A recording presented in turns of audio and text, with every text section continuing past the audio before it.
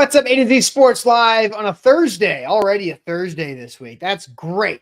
Great news. We're already less than 2 weeks away from the Titans' first training camp practice, talking through expectations for the offensive line today. Tragic O-line, no more. That's the word that we are preaching today. Maybe. We'll see. But like Easton writing on why we should all flip our expectations and expect more, finally expecting more of the Titans offensive line today. Why, how, who's responsible? Why is it going to play out this way? We'll talk about Dan Moore and some tragic O-linemen of the past for this first half of this decade in Titans history. So Easton, welcome in. We'll also get another shot at trivia because we failed miserably yesterday in our first trivia back after a little mini vacation. But we'll see if we can get better with trivia today. But welcome in. Let's get this thing rolling. Good morning, Austin. Good morning to everybody in the chat. Hope everybody's having a great start to their Thursday. Got a great topic for you today. I'm looking forward to diving into my argument for why we need to say it with our chest, not be afraid, fear not based on the past, that this group should be and will be a whole lot better. And we've got some numbers to talk about. We've got some history to talk about. Going to be a good one. Excited to get into it. But first, we need you to like the show. Hit that like button on Facebook, on YouTube. Hit the thumbs up for us, and then jump into the comments with Steven and Jeremy. Top tier. John Vargas, by the way, over our break at some point, YouTube fixed the whole thing with the names. Yeah, appreciate that. We can tell who is who now. Gabriel, good morning to all of you guys. Jump in the comments with them here on a Thursday. I want to hear your thoughts on the Titans offensive line, your fears, your worries, your secret excitement, whatever you're feeling about the Titans offensive line today. We want to hear it in the comments. So jump in there after you've liked the show. Austin, let's get it started. Yep, let's do it officially. Welcome into A to Z Sports here live on this Thursday. I am Austin Stanley. He is Easton Freeze, our Titans reporter for A to Z Sports.com. We are Nashville's on-demand sports talk network, going live weekday mornings at 8 Central Time on Facebook, YouTube, and Twitch. Links to the show segment by segment on our Twitter X timeline. Hit us up on Instagram, TikTok, and Threads for more great Titans content. Leave us a 5-star Google review. I see Jeremy Stanley is in the chat today. Says, hadn't been able to watch the show live since I left the Google review 2 weeks ago. LOL. Right. Jeremy Stanley, we read it on the air. That's right. 2 weeks ago after you read it. Don't worry, Uncle Jeremy. We read it. No relation. And people thought you were my father because of how glowing the Google review was. Great Uncle Jeremy. No relation on that one. But let's thank our sponsors. Actually, just your burner. You were too lazy to change your last name. Just kept the last name. I mean, it would be that's a great burner strategy, honestly. Because why would I do that? Tight. Why would I keep my burner? Yeah, that's stupid. Who would do that? It's actually good advice. They never see it coming, right? No. Gotta give a shout out to our sponsors because they truly do make it happen for us and they help out all of you guys. Wilson County Hyundai, make them a part of your new car buying process. Go see them in Lebanon or online, wilsoncountyhyundai.com. The Bone and Joint Institute, boneandjointtn.org, the region's destination for comprehensive orthopedic and sports medicine care. We've also got our friends at Barton Drury Insurance Group, customized solutions for all of your insurance needs. They are local and online at bartondrury.com. So a couple things before one thing before we get to our O-line conversation. Because Ken said, is that a White Claw, Easton? Because no, it's not a White Claw. But so somebody brought this up yesterday. They're like, oh, Easton's hiding the label of that drink that he's drinking because he doesn't get paid for it, right?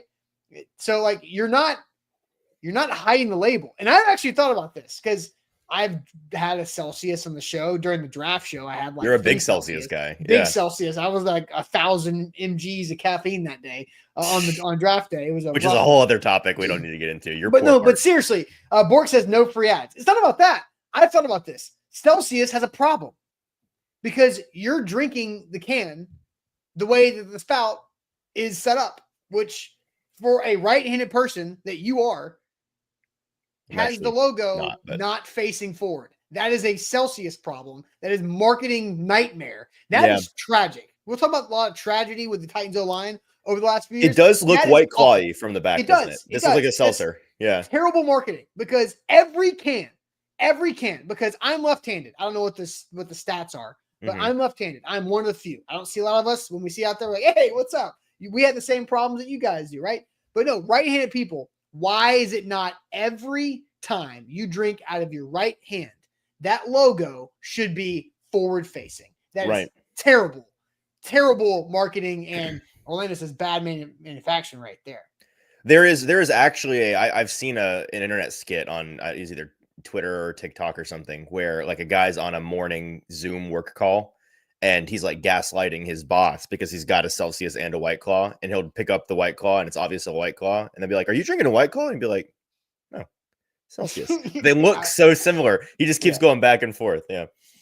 But again, that side note, you're right. Because when you were drinking that, I remember the conversation. Somebody brought that up yesterday, and then Ken brought it up on the chat this morning. I'm like, that's just terrible. Like any can, any drink company, any bottle, any label, any can, any Capri Sun pouch, you better have that logo facing the correct way. It's ridiculous missed opportunity because look, Celsius is just missing opportunities here on A to Z Sports. Who knows? Who knows where else they're missing? Yeah. So let's go on and talk about a different tragedy because you bring up that not going to be a tragedy, not a tragedy, but it has been. The Titans offensive line has been a tragedy for 3 years now. Yeah. And you've talked a lot about, and we're going to give a spiel today about why we should have different expectations for the Titans offensive line. And you said it in the cold open, say it with your chest, and having that expectation with your chest that the Titans O-line will not be a disaster this season in 2025, full Cam Ward. So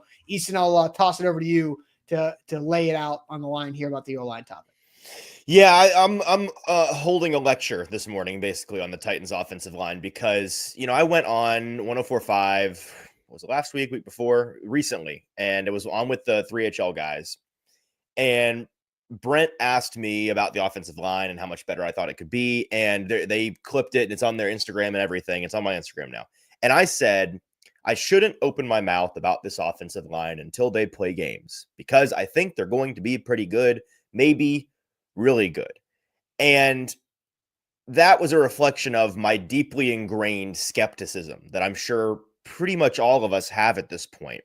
The famous last words of anybody that has watched this offensive line the past 3+ years over the summer has been, well, it has to get better. Like it can't, there's only one way to go is up from here, right? It can't get worse. When in fact, it absolutely can get worse. And it not so fast, my friend. Not so fast. What if it does get worse every time? And it's kind of it's a fool me once kind of thing when folks who year after year come on the radio and write about and come on the internet and talk about how, hey, this year's tweaks, the coaching changes, the free agent that they added. I've been saying that it has the potential to be the best in Tennessee since Vrabel and Henry's peak in 2020, 2021, whenever you want to pinpoint that. You're probably inclined to roll your eyes at that. And I get it. But I think that it is time before the season to, like I said, say it with our chests. Stop cowering from this take. The Titans offensive line is going to be a lot better this year. I'm planting my flag on it. I think more importantly, though, in this conversation is that we should expect it to be a lot better because that expectation is well-founded in the facts on the ground. And I want to walk through some of the reasons why I think it's okay to be loud and proud about the increased expectations. But Austin, something that I fear as I've thought about this is if anyone has ever heard of the soft bigotry of low expectations, it's often used in political parlance. But in our case here, it's just a dismissive, patronizing assumption that a group of people is capable of less merely because of their background. And I don't want this group to fall into the category of people being like, well, anything better is good enough for us. No, you should have high expectations for this group. You should hold them to a high standard, I think, even though that would be a high standard, would be a big leap from what it was the past 3 years. Mm-hmm. I think that they deserve to be held to that and that should be held to that. So we're going to talk about why this morning. I'm going to jump in here before you get to your charts because I know you got some fancy super duper charts here. Well, actually, I tried to make the charts and it was so much info. You'll see. It ended up just being blurb. There are graphics. We do have graphics. There are numbers from the article. All right. So we do have information. Way too complicated. We have visuals. We brought a PowerPoint today. Easton, did you ever have an overhead projector in school? Yes. I'm not that young. The last time that one was used regularly in my classroom was in 5th grade. We had projects where you had to. Did you ever have to make your own overhead projector projector printout on the. Yeah, and to go along with the whole right-handed, left-handed thing, overhead Oh, projectors are nightmares for nightmare left-handed. for left. You're You're just constantly blocking erasing your everything. own work. I'm just making like shadow animal puppets with my body. But all right, so anyway, so I think one other I'd thing forgotten about those. one other thing, lefties got some problems, man. Mhm. Spiral notebooks, miserable. There's just so many different Constantly glittering- ashy on the inside of your hand. Yeah, absolutely. It's like, why you get? Yeah, never mind. We can go on and on and on. But like the Titans offensive line, because they sucked like the last 3 years, doesn't mean they're going to suck this year. They're different people for the most part. Like they're in different positions. They have a different group. They've got leadership. They've got coaching, and they're stacking year 1 to year 2 together. Mhm. It's the same thing of like I always feel like before CJ Stroud, it was like, Ohio State quarterbacks, they don't work in the NFL. Like Troy Smith has anything to do with Dwayne Haskins, or that Dwayne Haskins has anything to do with Cardell Jones, or that then have anything to do with CJ Stroud. They're different human beings. There's different coaches from Ohio State. It makes zero sense. Doesn't work until it works, right? Yes. Once. So because Andre Dillard and Dennis Daly were saloon doors when they played tackle for the Titans, doesn't mean that Dan Moore and JC Latham will be too, because they're different human beings. They're wearing the same logo, but that doesn't mean they're the same. So that's kind of how I feel about the overall conversation. Is like, it will get better because they're investing more in better players. And so that's, I'll let you get to your fancy PowerPoint presentation now if you're ready for it. Yeah, so what I want to show folks, if you're watching the video version of this show, it has to do with the tackles, specifically Dan Moore. But let's start. I want to just touch on the interior offensive line because I have a whole lot less to say about that. I don't think that's very controversial. Maybe I'm wrong. If folks in the comments want to say, hey, Easton, you're wrong, then by all means, let us know. But I expect the interior offensive line, particularly the guard play, to be a strength for this team, because I think that they have really high-end talent at the top, and they've got the best semblance of depth they've had in some time. Like, even if, God forbid, Peter Skoronski, Kevin Zeitler miss any time this year, I have faith in the guys behind them. But with those two guys, for example, Zeitler, he's 35, right? And he was a cast-off in free agency from the Lions. But he was the third-ranked guard in all of football last year. I don't know if we really talked, according to PFF, but also just statistically. Like, I don't know if we've talked about this really enough since he's gotten here. Probably not, since he's been kind of out of sight, out of mind. But he was not a good guard last year. He was a phenomenal guard last year at 35 years old, still playing at a truly elite level. So he could come in and immediately be the best Titans offensive lineman. I mean, just look at look. I have him on. He's underneath Easton on the graphic. I mean, the guy looks like a corn-fed offensive lineman, grown man. Like, yes. Like, look at it. Look at the goatee, the receding hairline, just the barrel chest, the humongous. You see that arms. Guy in a Publix, and you're like, that guy plays offensive line. That guy, he looks like I'm watching ESPN2 in 2004 on a Saturday morning doing the World's Strongest Man thing, where he's just putting those stones up on the pillows. Totally. Like, that's exactly what Kevin Zeitler looks like. Yeah, so barrel chested. His core is enormous. You're absolutely right. And then with Peter Skoronski at left guard, functionally last year was his rookie year, right? The way that his actual rookie year was hobbled very early on, to speaking of core strength and recovery, by his appendix rupture, right? And that, you talk to his coaches, that's something that was just really unfortunate timing and difficult for him to bounce back from in season. And so after week 1, right? It wasn't like it was in September. It was before he missed week 2's game. Yeah. He played the Saints game, missed week 2, and then he missed a couple other games because of that recovery. Yeah, and because of that, and the weight that he lost and the strength that he had to try to build back, he wasn't really able to do any technical. I mean, some, but you didn't really see it on tape. There wasn't much technical development from him that year, because it was a lot of just trying to keep your head above water. Like, let's just survive this year after something that completely out of your control happens. Last year, from a technical standpoint, you saw a rookie year development track from him. And this is something that I also am not sure we've talked much. I've referenced it on the show, but it's not been talked a whole lot about. Down the back half of the year, that time when people had tuned out of the Titans after Halloween because they were a disaster of a team and they also didn't matter in the playoff race. All those games that people only tangentially paid attention to, he was statistically the best pass blocking guard in the whole league. And if not one, then 2 or 3. Like, he was nails down the final 8, 9, 10 games of the year. And so if he picks up with that momentum where he left off, these two could be I don't think it is hyperbolic based on how they played last year to say these two could easily be a top 5 pair of guards in the NFL this year. So that's number one. That's off the top. And that's a big reason why I am expecting this offensive line to be impressive this year. But as everyone knows, the Titans offensive line, we talk about them being a disaster the last 3 years. The crux of that has been the tackle play, right? Tackle is always going to be more important. And so even if you have a pair of top 5 guards, if you have one or God forbid 2 tackles that just can't hang in the NFL, it may just not matter. It really may just not matter for you.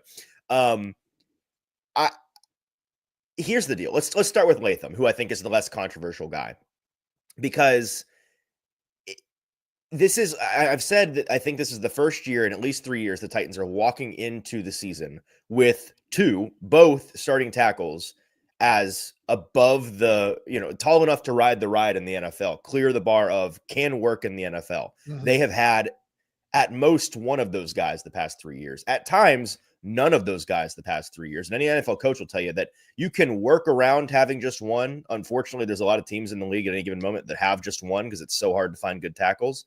But you are pretty hamstrung when that happens, and you need a lot of auxiliary pieces on your offense that can handle serious blocking assignments. And if you have 2 that can't play, you're just dead in the water. Like, your whole playbook's locked up. Everybody looks terrible. It's a nightmare. You can't play.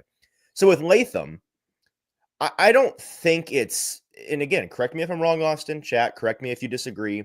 I don't think anybody takes issue with having moderately high expectations for him this year. He was a 7th overall pick, right? The year 2 leap. He's moving to a position that his coaches believe he can be more natural at. He's undergone a physical transformation designed to set him up to do his best work this year. He is easily the most physically gifted tackle player to grace this roster since Taylor Lewan. Just natural tackle athlete, build, strength, everything. There's no doubt he is the most talented. I mean, again, he was the 7th overall pick for a reason. So this should work. He should be good. It's the other side, the Dan Moore of it all, that I want to share some things visually with folks before we ask our questions. And this is not our official question, but I just want to kind of throw this out there, Austin, to you and to the chat. Does Dan Moore feel like, and we're kind of going to ask this in a minute, does he feel like just the latest version of Dennis Daly, Andre Dillard, MPF, the guy that we bring in, whether it's free agency or from a different position on the roster, who's supposed to be this fix that is just going to let everybody down? Does he feel like that to you or to people in the chat, like a fool me once kind of thing with Dan Moore? No, not at all. Not at all. No, I don't think so at all. Like, Dennis Daly was a August trade, right? Yeah. A late From training the Panthers trade. Yeah.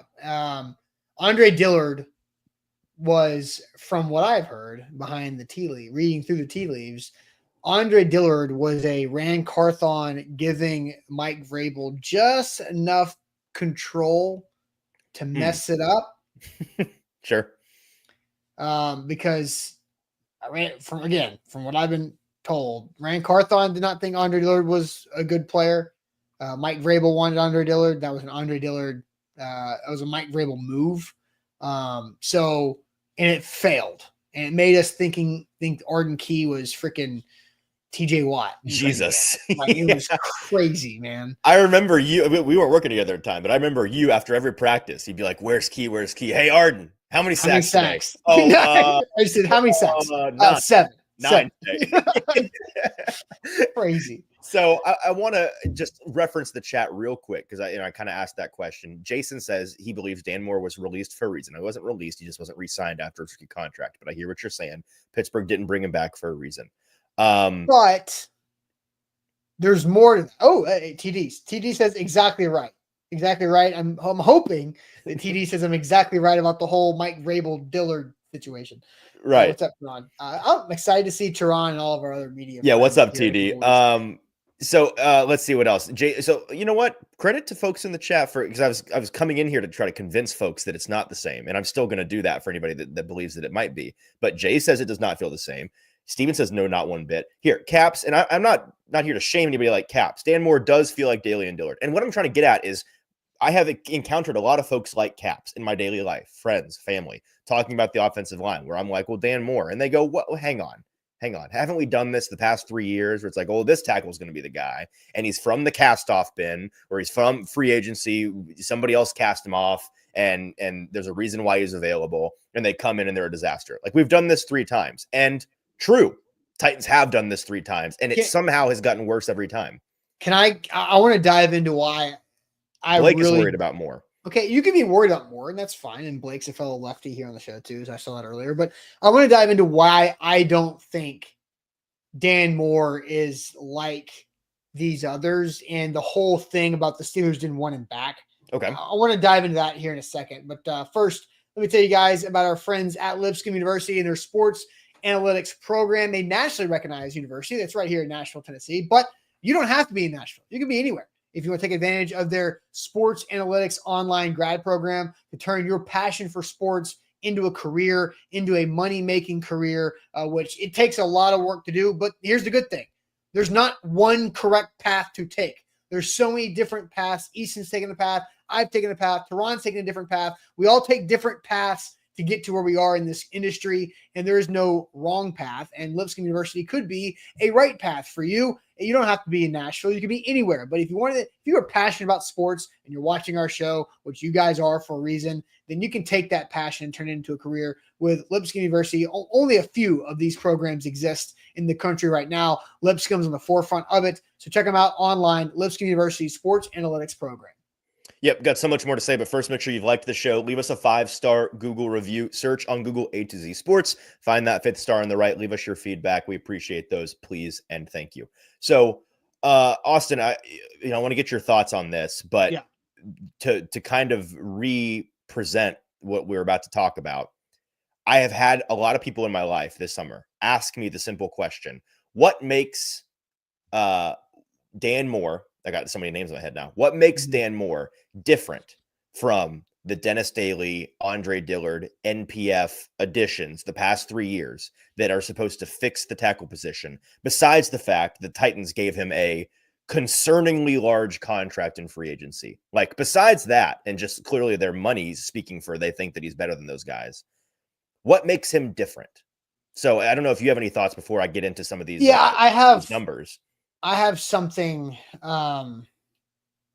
based off of what I've heard Ramon Foster talk about, who is a former expert. Steelers offensive lineman, right? Where Dan Moore came from. Now, they did not cross over. Ramon was already doing Nashville radio by the time that Dan Moore entered the league with a rookie season in 2021. So Dan Moore in 2021 is a 4th-round pick out of Texas A&M. So one good school SEC guy, right? Playing tackle. That's some type of like box to check in some people's minds. But he was a day 1 starter. 16 games started as a rookie 4th-round pick in 2021. He started 17 games the next year. He started 16 games in 23. He started 17 games in 24. The Steelers, according to Ramon, and Ramon's talked about this publicly on The Zone, the Steelers tried to replace him by drafting players higher than where he was drafted. Yet it seemed like every time they did that, Dan Moore kept surviving. He was kind of like the NWI of Steelers offensive linemen. Like, roster cockroach, can't kill him. Could not find a way to kick him off the field. And so that's very different than Dennis Daly. It's very different than Andre Dillard. Andre Dillard, former 1st-round pick, right? That flamed out in historic fashion. And Andre Dillard got beat out by Jordan Mailata, a 7th-round pick, a rugby player for the Eagles, who's now one of the best tackles. A future Hall of Famer, but just an absolute freak. Also, incredible singing voice as well. But Jordan Mailata is, what got to the opportunity because Andre Dillard got hurt. Dan Moore, constantly available, and is fending off higher talented, higher drafted players by the Steelers. So I think that is a big positive check box in my mind for Dan Moore, is that he has fended off competition the last couple of years and remained the full-time starter and has been reliable and out there and healthy the entire time that he's been fending off those opponents.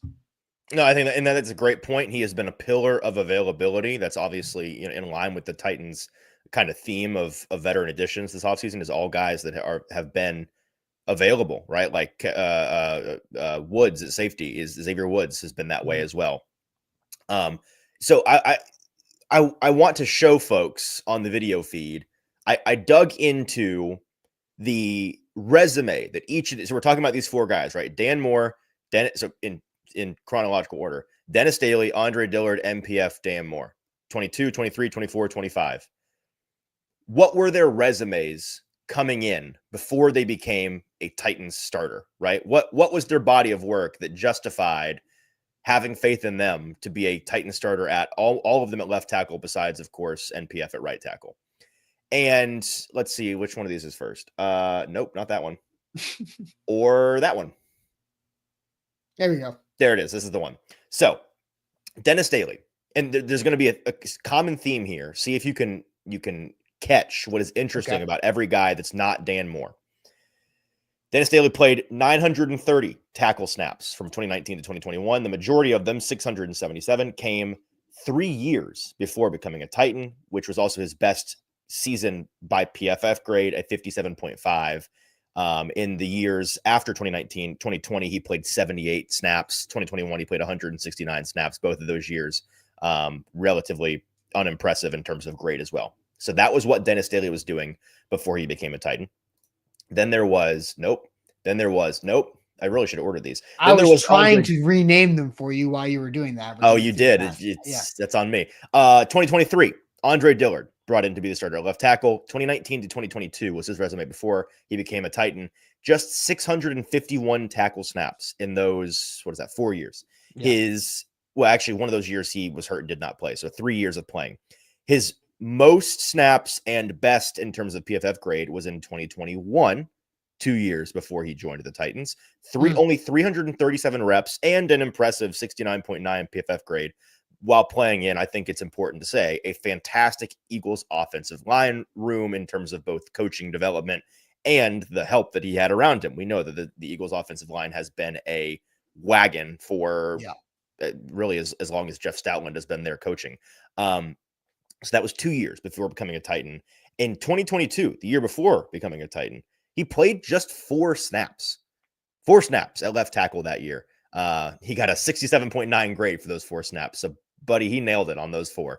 But it was the year before where he played his most in a year, 337 which is not many snaps. No, I mean, his career total up to that point was 651 total snaps in 3 seasons. And then finally, we had NPF in 2024. He was the one that was not Titans edition from outside, obviously. But we know that he dealt with injuries and the suspension for gambling and all those things. In 2024, he became the starter at right tackle. He had logged just 1,052 total tackle snaps in the 2 years of the Titans previous. The vast majority, of course, 937. So almost all of them coming 2 years before becoming the starter. Career high PFF grade was a measly 52.3. So really not a whole lot to hang your hat on there if you're MPF. Now, Dan Moore's case. Before becoming the starter this year, we've not seen him play yet. His career best season was last year. PFF score of 67.2, a perfectly average serviceable tackle grade. 1,127 snaps at left tackle just last year. More than the career totals of the previous 3 tackles mentioned. Go a layer deeper. I think this does matter. 839 more snaps the year before becoming a Titan starter than the previous 3 tackles combined. So when you combine Dennis Daly, NPF, and Andre Dillard's year before becoming the Titan starter in terms of total snaps, Dan Moore had 839 more snaps the year before than those 3 guys had combined. From 21 to 24, Dan Moore logged 4,422 total snaps at left tackle. That's over 4 times any of the other guys. So what stood out to me, if it's not extremely obvious at this point, Austin, is not just how much more Dan Moore has played and how much more, in journalism, people talk about sunlight being the best disinfectant, right? And when it comes to, I think, players in the NFL and whether or not they're good or not, the more reps they have, the bigger the body of work, the more situations you've been put in over time. That's the sunlight that is like, well, how much has this guy been exposed to? How many different ways to get, to allude to what you were talking about, how we tried to kill this guy off, and he's managed to fend his way to stay on the roster. And Dan Moore has undergone a lot of that. But even more than the total number of reps is the fact that the three guys before him were all hanging their hats on years that were 1 or 2 years removed from becoming the Titan starter. It was looking, well, last year was kind of a wash, but the year before, or 2 years ago, this guy, look at what he did. Well, and the reason why the Titans got him on a bargain, right? Right. Like Andre Dillard was like a $9 million a year contract, I want to say, which is nothing for right. It was like a 3 for 30, but it was some fake money or something. Right. Yeah. Exactly. And then, Dennis Daly was a 5th round pick trade in late August. NPF was a 3rd round pick, had the suspension, obviously, that threw that off too. But I think it's a great point that Dillard has tape. Like the other guys didn't. More. Yeah. Yeah. Dan Moore. Yeah. Sorry. Yeah. Dan Moore has tape. There's a lot of D's. I know, Moore, Dillard, and Daly. Dennis Daly. Yeah, it's bad. So I guess what I'm saying is Moore an average tackle, the most average tackle in the league. I think that he probably is. I think that he's like 16, right? Could he be the weakest link on this Titans offensive line? Certainly possible. But is it crazy to maintain a moderate level of expectation for him on this big contract that he just signed? I don't think that it is at all, because of how much he has done, how consistent and available he has been. I don't see any reason why he needs to be the same level of caution in your mind that those other 3 guys were, because he has a body of work that is not comparable to what those other 3 guys did. And so IR Hoshi says he was the worst last year, like the worst according to him. Like his career worst? Is that what he's saying? In the league. The worst tackle in the league?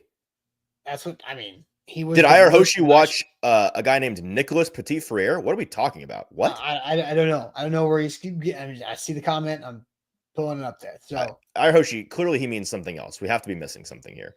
I know. He was not close to the worst tackle. I know Dan Moore gave up a lot of sacks last year, and I don't know if that's a lot of sacks were attributed to him. Yes. When you dive into it, the vast majority either come against the first, second, or third most talented edge player in the entire league, who are going to beat your tackles, or it's because he was trying to defend Russell Wilson's, and words I can't say on the show, Russell Wilson and Justin Fields shenanigans there, which are easier. I was going to say that Russell Wilson had a lot in common with Will Levis in that category. Justin Fields did too. I mean, there's a lot of clips of Justin just holding on to that ball, setting up camp back there for whatever reason. Oh, IR host, just Google it. Who was the worst tackle in the NFL in 2024? Like, that's what you're going to do, man. Did Google Gemini tell you that? That's what you're going to, that's it. That's what you're rolling back. That's ridiculous. Yeah, that's a good argument, actually. I hadn't considered that. Just Google it. The AI overview is going to tell you and pull numbers together from God knows where. Yeah. It's going to tell you something that you're just going to take and run with. It's good. I like that. I respect that. Look, wife and I were in Chattanooga last week, right? We tried to Google something on the schedule, and it gave us 2022's date. We've talked about on this show, by the way, how when AI is useful for a lot of things, but when it comes to sports, it is for some reason uniquely bad at sports things. Yes. So he gave up sacks. Justin Fields and Russell Wilson were really bad, just like Will Levis was at attracting sacks. Yep. So it's a lot. And Brian brings up the Hendrickson led the league in sacks, Myles Garrett, best player in the world, and the Ravens, who just throw all the smoke at you. Cap says, just Google it. Can confirm it says Dan Moore backed by Pro Football Focus data. Okay. Like, Pro Football Focus is one thing. And I don't it's just so ridiculous. I don't know. Like, nobody is saying that Dan Moore was actually an incredible tackle last year. Okay. We've established, I think, that he is the most average tackle in the league, who probably has a pretty firm ceiling. Right. But as we've talked about this a number of times, and I've got a great interview from when the Titans signed Dan Moore back in the spring. You don't have to take my word for it. And I talked to an offensive line expert on this, Brandon Thorne, who is, for my money, the foremost voice in sports media today when it comes to offensive line play in particular. He knows this stuff. And he talked to me about and kind of changed my mind about the idea that tackle play is more of a floor position than a ceiling position. And having elite play at tackle is fantastic and very useful. But what's much more important is having a guy that is, again, tall enough to ride the ride, clears the threshold of, can hang in the NFL. And there's a pretty clear delineation at tackle in particular when it comes to guys that can hang and you can work with and guys that cannot. Nobody really lives in the gray area there. Like when you watch them, when you look at their statistics, you either can be useful, not perfect, but at least useful, or like this is just untenable, man. And Dan Moore, for his first 4 years in the NFL, and certainly last year, when you talk to guys like him who grind the offensive line tape, he will tell you last year was easily Dan Moore's best season, most development shown, and was a year that demonstrated he can absolutely be the 15th, 16th best tackle in the league for as long as he can stay healthy, which so far has been his whole career. Yeah, I'm with you. So let's ask this question now. This is the main question we have because we're slotting Dan Moore into all of the starting level tackles the Titans have had so far this decade.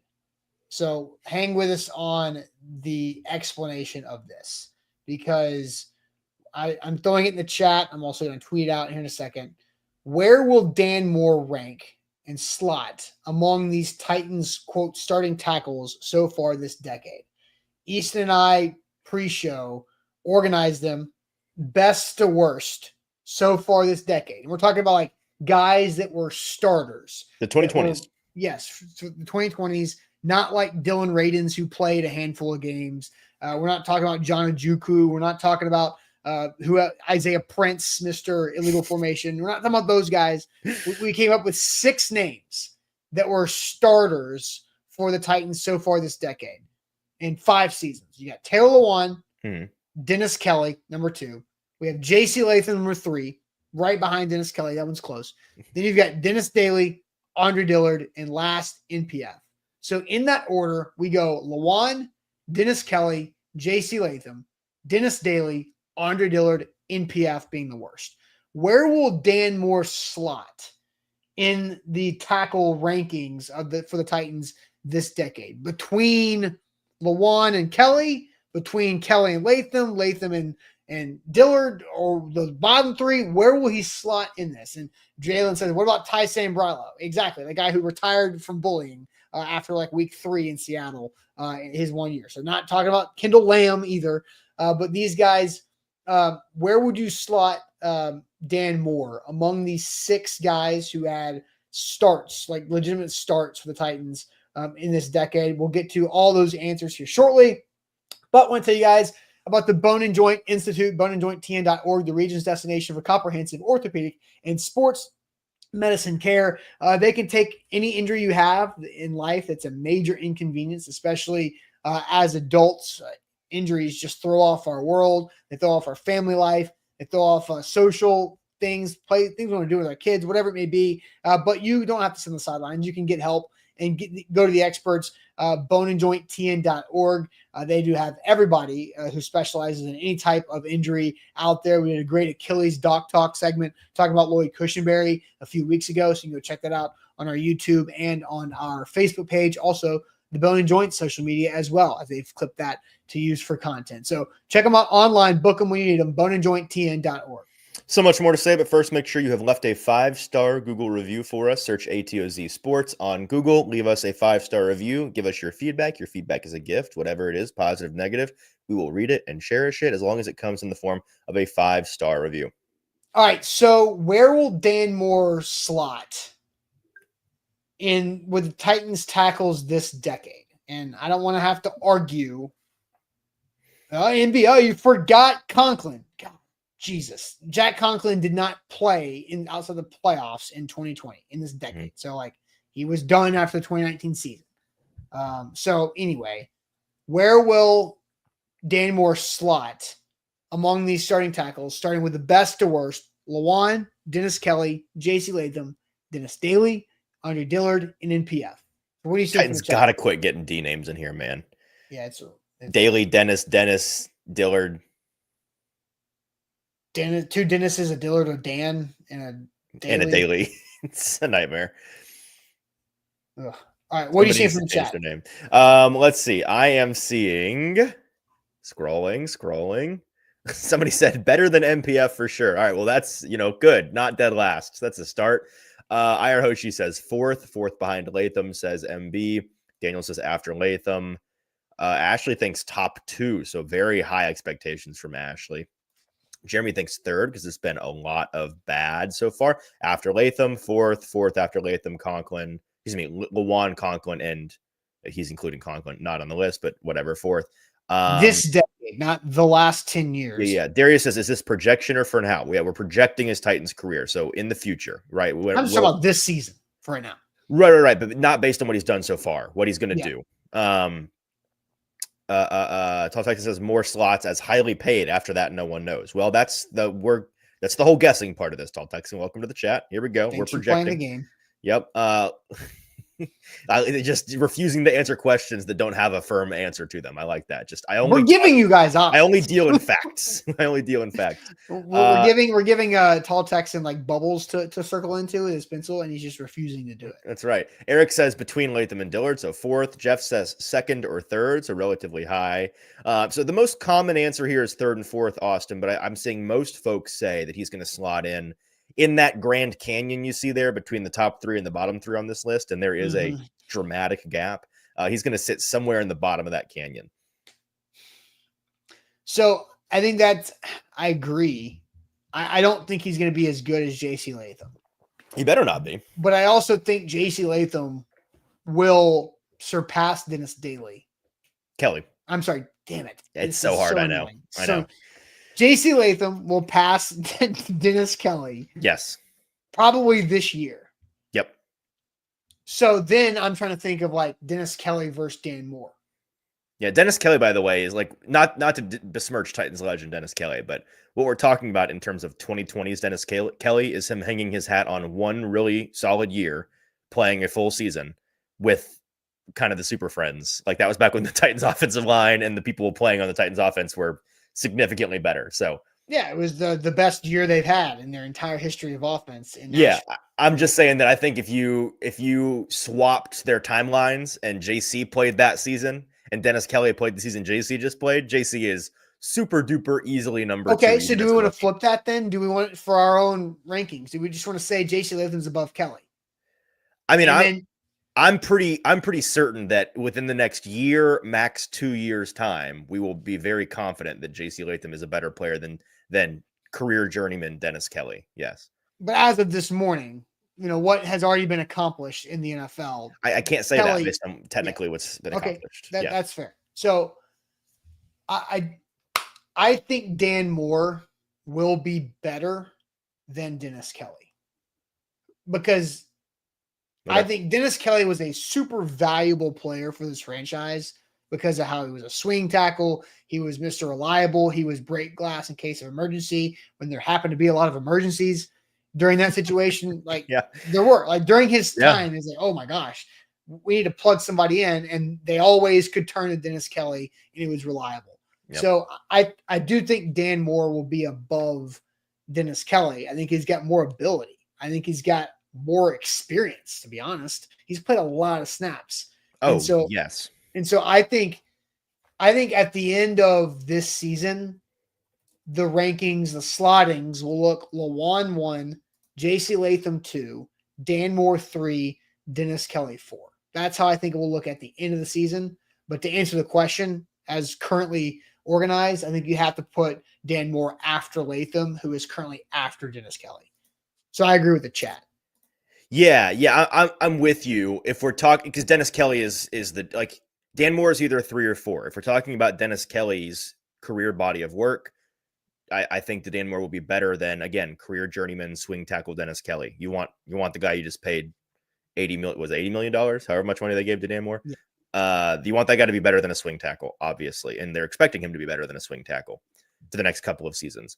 But if we're talking about Dennis Kelly as the season he played this decade, I do think that it would be fair to say, okay, Dan Moore, again, I think this list of 6 guys really does illustrate the point for me of being tall enough to ride the ride for Dan Moore, being clearly on the side of can work with this guy in the NFL as a starting tackle versus constantly having to babysit in some form or fashion on the other side of that line. And so I think, I think the first 3 guys you listed, 2021, the year Dennis Kelly played. Is that what we're talking about? 2020. Okay. 2020, Dennis Kelly. Right tackle. Taylor Lewan's career and JC Latham's 1 season. Those all 3 constitute starting NFL tackle play. Can work with that on offense. The other 3 constitute pain, sadness, and suffering, right? And firings. And just hell. That's a bad place to be over there. And I think Dan Moore sits in the middle of those 2-3 groups, facing the direction of serviceable. And like he lumps in with them. He puts on the Harry Potter sorting hat and they say, "You're over here, boss. You're 4th in line on the good side." And that's what the Titans are looking for. It's what they're paying for. Because again, I really do recommend folks go read that interview with Brandon Thorne, which is months old, but not dated at all. I went and reread it recently. It is some really good insight. Again, from if you don't want to take my word for it on offensive line play, I get it. Don't go take his word for it. He talks a lot about how at any given point in the league, by his estimation, there are 16 to 20 left tackles playing that are actual NFL left tackles. The rest of them are all cosplaying, and they're not particularly good at it. They're varying levels of bad, and sometimes on the surface, on Sunday, on your red zone screen, they get away with it to the naked eye. But behind the scenes, they are a source of constant pain and anguish for their coaching staff, having to bend over backwards to constantly chip help, constantly run jumbo packages and run an extra offensive lineman out there. Oh, thank God we have a true wide tight end that can get in there and do some dirty work blocking. Or, man, I bet with some truth serum, this is a very common thing. If we had a tackle over there that wasn't whoever it is that can't play, the way that my playbook would open up, you guys wouldn't believe the things that we could do on offense. If only we didn't have to babysit the left side or the right side. That is the case with 12 to 16 teams in the league at any given point. And so if Dan Moore can be in that group of 16 to 20, which I think that he is, Brandon Thorne thinks that he clearly is, probably in the 16 to 20 range. And JC Latham is obviously also in that range. You got 2 guys in that range. We did this yesterday. How many teams had a 1,000-yard rusher and receiver? How many 10. Teams in the league? Right. It was a third of the league. How many teams in the league have 2 tackles that are clearly NFL starting tackles, whether they're good or average or great, somewhere in between? How many? I bet if we went through, the answer is roughly the same. Maybe a third of the league, maybe less. I bet it's a little more. I bet it's closer to 16 than it is a 10. You think so? Yeah. Maybe on my off time today, I'll go through. That's something that's going to take more time. And this is not a topic for today either. It's just a question to go out there. Why is it this way? Why is it so hard to find tackles that are tall enough to play in the NFL, that are tall enough to ride the ride? And how much does it have to do with how much better the edge rushers are compared to the development and just the generational development of offensive linemen? Yeah, the reason is JC Latham. The reason is JC Latham, who at IMG was a defensive lineman and only became an offensive lineman because their offensive linemen got hurt for the year. And the coaches were like, "Would you mind playing tackle?" And he was like, "All right." But if it weren't for that, even talk about a sliding doors moment, that butterfly effect of whoever was his starting left tackle that year getting hurt for the season. There's 2 of them. I think there were 2 of them that had both of them tore ACLs in like back-to-back weeks or something. Yeah. Crazy. If it weren't for that, JC Latham would be in the NFL today as probably also a high draft pick because he's an incredible athlete, tearing up the tackles, playing defensive line. And that's happening. We're putting our best athletes on the wrong side of the ball. I know that's like the summarized answer, but but like I want to know the 300 level answer to that, and that's somebody that maybe Brandon Thorne could give.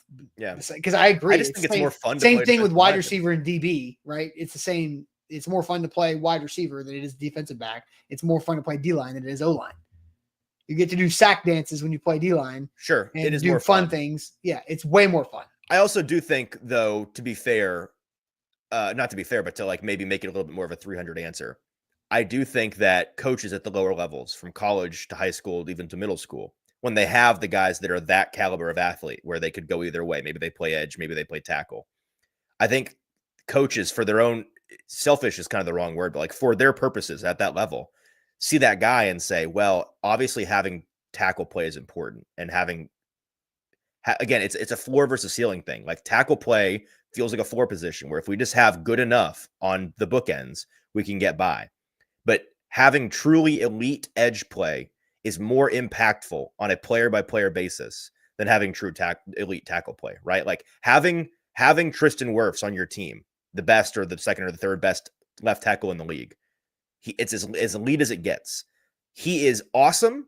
And also his individual impact on wins and losses doesn't come close to what Myles Garrett does, right? When you have truly elite edge play, their singular impact on the wins and the losses is, I think, undeniably higher than the single impact of truly elite tackle play.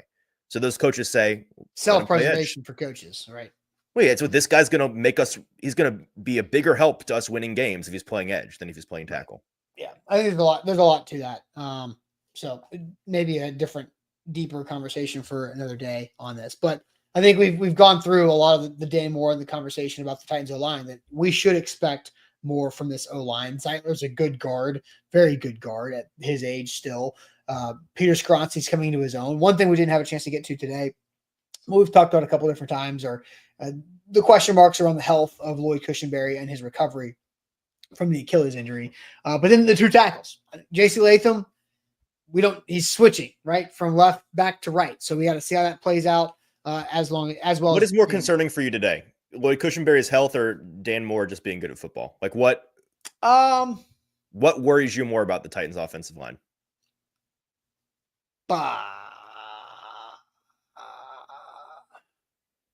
Clearly it's not an easy choice for you. Well, I don't know enough about Lloyd Cushenberry yet. Like I feel like I don't have the information. I think that's the reason why Lloyd Cushenberry is my easy answer. That like, yeah, because I feel like I have more reason to be confident in Dan Moore like than like 2 weeks from now when we're watching practice number 2 or whatever. Right? Is Lloyd Cushenberry out there? I think now I have a different answer. Is he if he's not up? So I think that's kind of where I'm at. Yeah, but just based on our doc talk, which kind of scared me straight the other week, which I recommend folks go listen to. We were talking earlier about how some past Titans team were saying, thank God we have Dennis Kelly. I'm sitting here thinking, thank God they have Corey Levin or Sam Mustipher. Like the silver lining is that those guys, I think that those guys are a fine fill-in at center and you can get by with them. Because if you didn't have them, I'd be properly worried about the situation. Fair enough. All right. You ready for a redo opportunity on trivia? Speaking of, it can't get worse, right? Can't possibly get worse. Let's do it.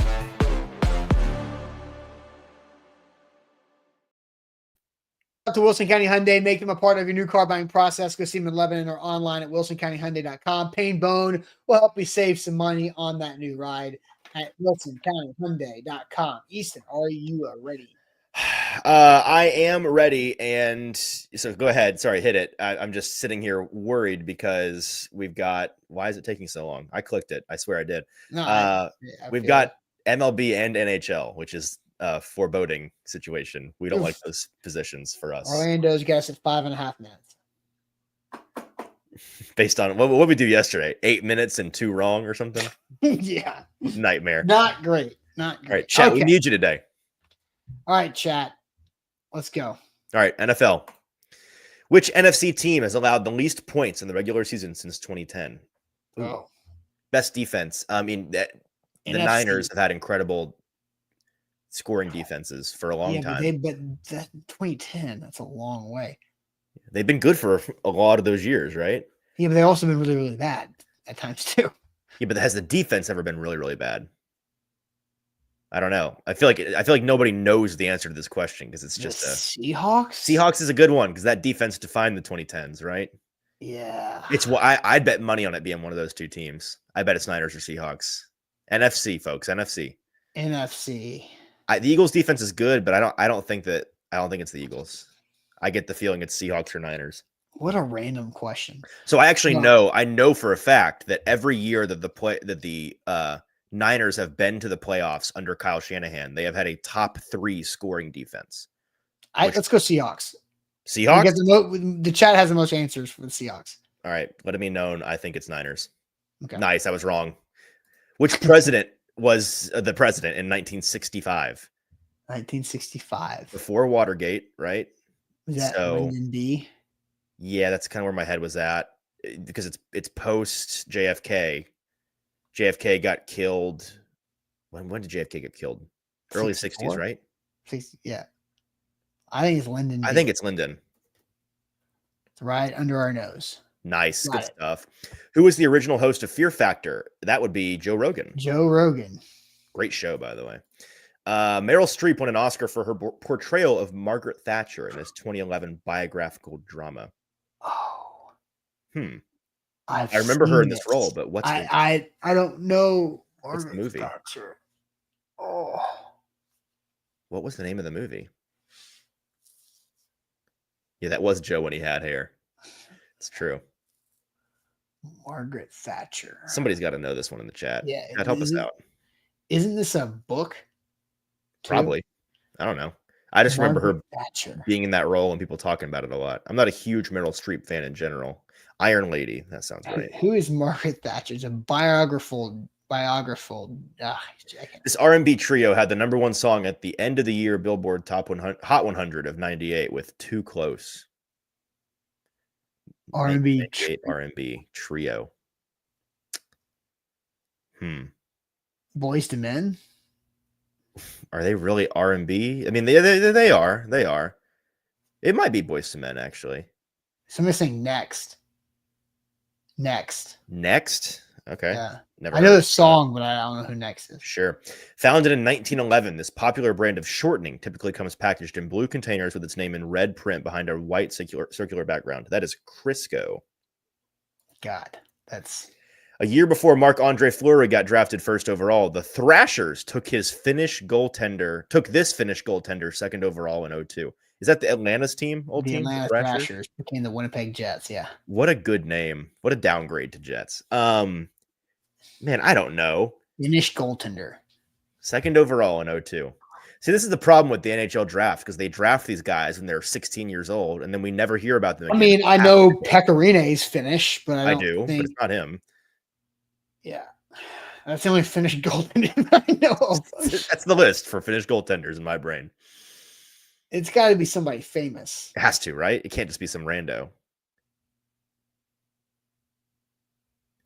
Chat, lock in. Somebody got to know.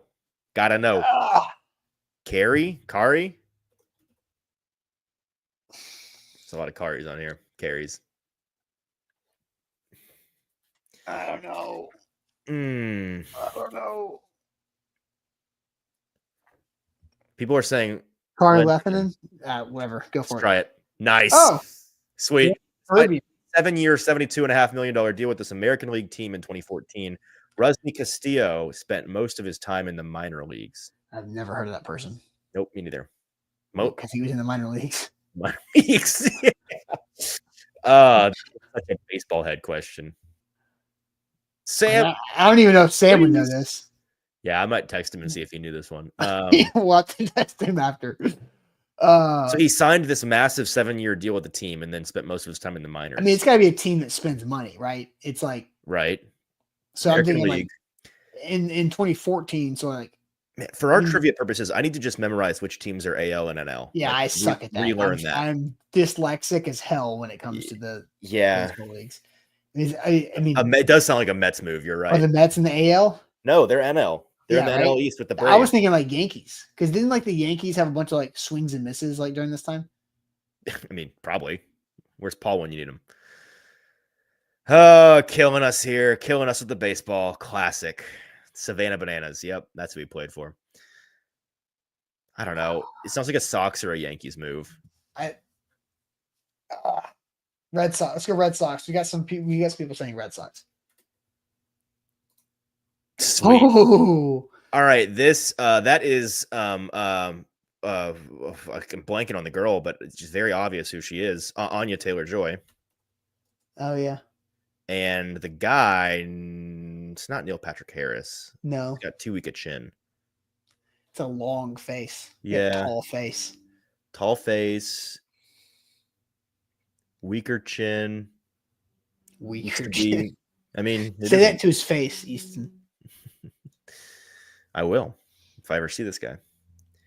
Austin Butler? No, my friend. This person is older and has far less magnificent hair than Austin Butler. I don't. Yeah, Dylan from 90210. Ben Cumberbatch. Guy from Dawson Creek. James Vanderbeek? No. The Queen's Gambit. You guys are just naming shows, but not people. Well, the Queen's Gambit is Anya Taylor-Joy, so we got that one. Okay. Hemsworth? No, Hemsworths don't have weak chins like this. Not Ryan Reynolds either. He's got a stronger chin than that, too.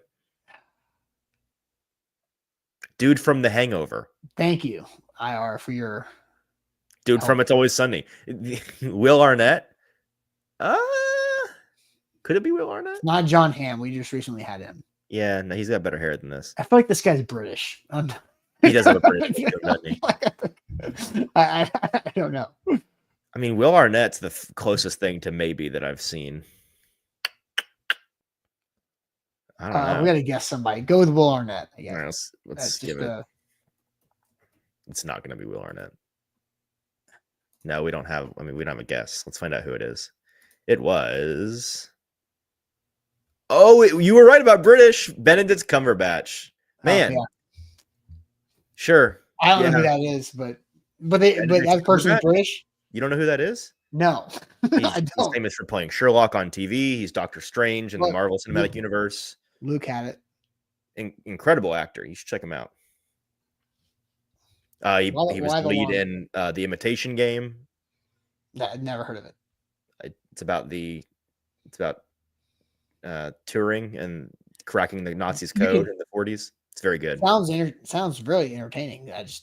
This guy's very, very good actor.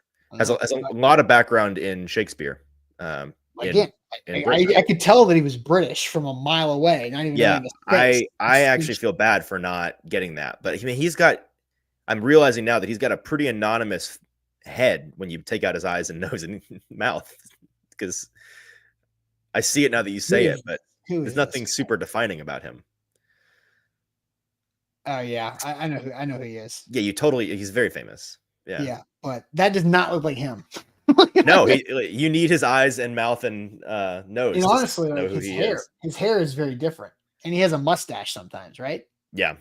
So that tough. weak photo choice. Weak photo choice and a weak chin. Yeah, maybe. All right, guys, that's it for us here on this Thursday. We failed once again with trivia, but that's okay. We did better than yesterday. We'll try again next week, and then we'll go from there. But that's it for us on this Thursday. We'll be back tomorrow on a Friday morning to kick it to the weekend. Buck Rising tonight for AZ Sports Primetime at 7. Catch you later. Appreciate it as always.